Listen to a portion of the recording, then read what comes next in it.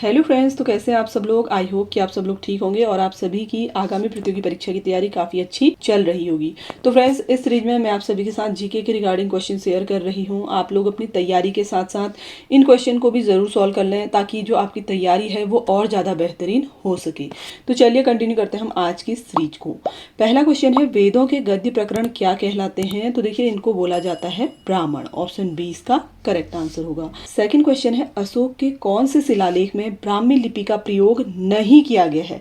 देखिए, नहीं किया गया है आपसे पूछा जा रहा है, तो राइट आंसर है शाहबाज गढ़ी में जो अशोक का शिलालेख है इसमें खरोष्टी लिपि का प्रयोग किया गया है। ठीक है, ये भी आप ध्यान रखें, आपसे पूछा जा सकता है। ठीक है, खरोष्टी लिपि इसमें प्रयोग की गई है। और अगर आपसे भाषा पूछी जाए तो अरमाइक भाषा का प्रयोग किया गया है। ठीक है, अरमाइक क्या है, भाषा है। तो ये दोनों पॉइंट आप लोग याद रखें। थर्ड क्वेश्चन है, निम्नलिखित में कौन सा सिंधु घाटी की सभ्यता से संबंधित स्थल नहीं है। कालीबंगन, ये सिंधु घाटी से न होकर इसका संबंध है मगध साम्राज्य से, क्योंकि ये क्या था, मगध साम्राज्य की राजधानी थी जिसकी स्थापना किसने की थी, हर्यक वंश के शासक उदयन ने की थी। ये पॉइंट भी आप लोग ध्यान रखें। तो यही इनमें से सबसे डिफरेंट है जो सिंधु घाटी से नहीं जुड़ा हुआ है। इसके अलावा कालीबंगन की अगर हम बात करें तो देखिए, कालीबंगन राजस्थान में स्थित है, रोपड़ है पंजाब में और लोथल गुजरात में स्थित है। ठीक है, तो ये पॉइंट आप लोग ध्यान रखें। क्वेश्चन नंबर 4 है, देखिए, बुद्ध को परिनिर्वाण कहाँ प्राप्त हुआ था। बोध गया, कुशीनगर, राजगृह, वैशाली। तो इसका राइट आंसर हो जाएगा ऑप्शन बी, कुशीनगर। ठीक है, कुशीनगर कहाँ है अगर आपसे कभी पूछा जाए तो याद रखना ये यूपी में स्थित है। ठीक है, और इसके अलावा बुद्ध के जीवन की कुछ प्रमुख घटनाएं, जैसे अगर हम बात करें तो देखिए, इनका जो जन्म हुआ था वो लुम्बिनी में हुआ था। ठीक है, और ज्ञान प्राप्ति इनको हुई थी बोध गया में। परिनिर्वाण की हम बात करें तो परिनिर्वाण मैंने आपको बता दिया कुशीनगर में हुआ था। और पहला उपदेश जो इनका धर्म चक्र प्रवर्तन कहलाया वो इन्होंने दिया था सारनाथ में। ठीक है, तो बेसिक पॉइंट देखिए आप लोग जरूर नोट कर लें, क्योंकि हो सकता है कि इनके रिगार्डिंग आपसे आगे प्रतियोगी परीक्षाओं में क्वेश्चन पूछे जाएं। क्वेश्चन नंबर 5 देखिए, प्राचीन भारत के महान व्याकरणविद पतंजलि किसके समकालीन थे। तो राइट आंसर है पुष्यमित्र शुंग के। ठीक है, पुष्यमित्र शुंग के ये समकालीन थे और इनके ये प्रधान पुरोहित थे।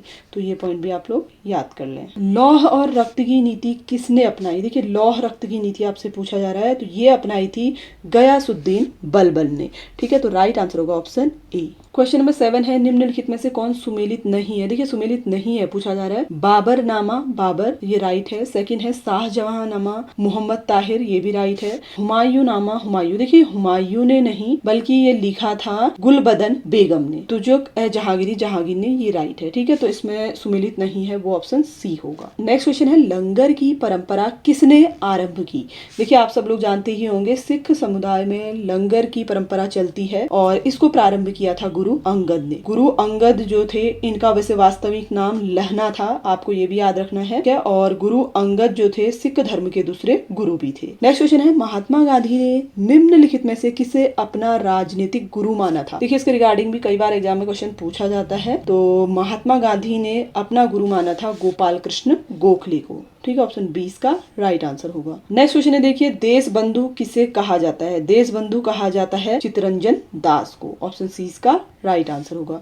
नेक्स्ट क्वेश्चन दिया गया है, निम्नांकित में से स्वतंत्र समाचार पत्र पत्रिका के संस्थापक कौन थे। तो राइट आंसर है मोतीलाल नेहरू। ठीक है, ऑप्शन डी इसका राइट आंसर होगा। देखिए, 1919 में स्वतंत्र नामक समाचार पत्रिका इन्होंने प्रकाशन आरंभ किया था। सबसे पहले अगर ये कहाँ से प्रकाशित हुआ पूछा जाए तो याद रखिएगा इलाहाबाद से हुआ था इसका प्रकाशन। क्वेश्चन नंबर 12 है, देखिए, निम्नलिखित में से कौन सा एमरेल द्वीप समूह के नाम से जाना जाता है। तो अंडमान और निकोबार द्वीप समूह को जाना जाता है। ठीक है, ऑप्शन डी इसका राइट आंसर होगा। अगला क्वेश्चन दिया गया है, कर्क रेखा निम्नलिखित में से किन राज्यों से गुजरती है। देखिए, गुजरती है पूछा जा रहा है, गुजरात, झारखंड, असम, मिजोरम। तो देखिए, कर्क रेखा जो है भारत के कुल 8 राज्यों से होकर गुजरती है, जिसमें से नंबर 1 पे आता है गुजरात और दूसरा झारखंड भी इसमें आता है, मिजोरम भी आता है। इसके अलावा राजस्थान, मध्य प्रदेश, पश्चिम बंगाल, त्रिपुरा, ये सारे राज्य इसके अंतर्गत आते हैं। लेकिन जो असम है, असम से कर्क रेखा नहीं गुजरती है। ठीक है, तो ये पॉइंट आप लोग ध्यान रखें।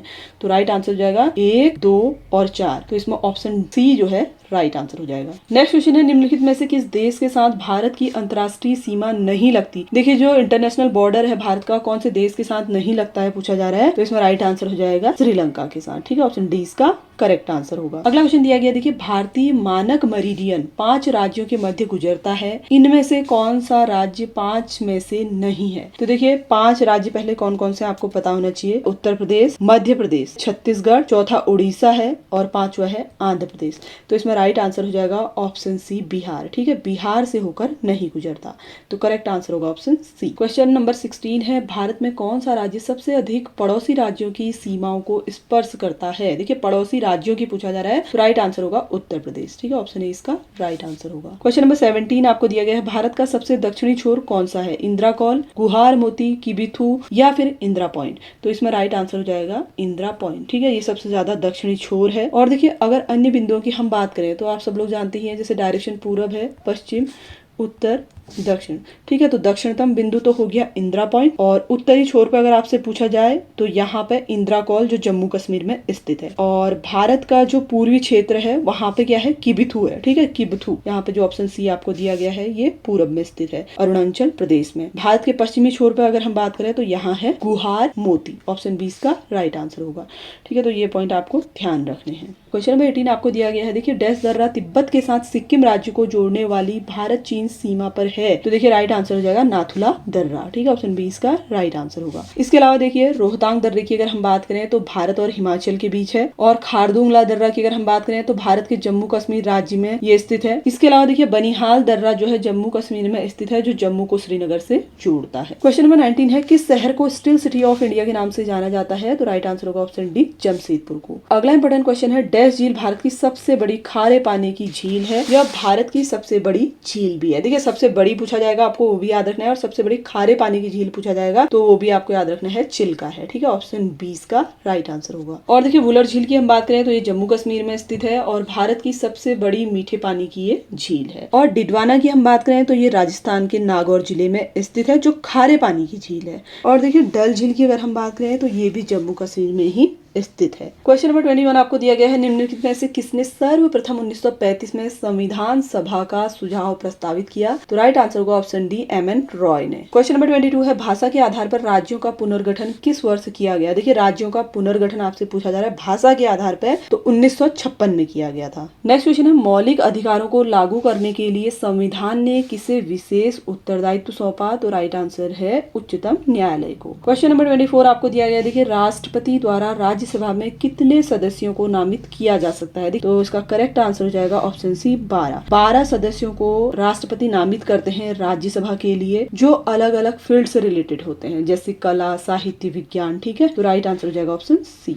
अगला क्वेश्चन दिया गया है, भारत के संविधान की डैश अनुसूची में असम, मेघालय, त्रिपुरा और मिजोरम राज्यों में जनजातीय क्षेत्रों के प्रशासन के संबंध में प्रावधान है। तो देखिए किस अनुसूची में प्रावधान है आपसे पूछा जा रहा है, तो राइट आंसर हो जाएगा ऑप्शन सी, छठी अनुसूची में। क्वेश्चन नंबर 26 है, भारत के संविधान का निम्नलिखित में से कौन सा अनुच्छेद समान नागरिक संहिता से संबंधित है। अनुच्छेद 44।